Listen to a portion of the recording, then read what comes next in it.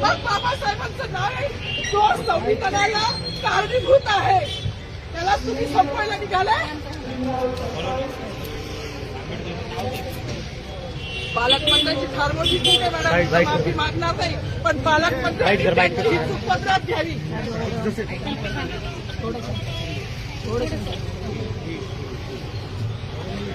मला मीडियाशी घेणं नाही मॅडम, मला सस्पेंड केलं, मी नाळूचे गाड्या उपसी, मी माफी काम करीन, पण बाबासाहेबांची ओळख पुसून येणार नाही. मला सस्पेंड करायचं करू शकता मॅडम. बाबासाहेबाला संपवायचं काम करायचं नाही.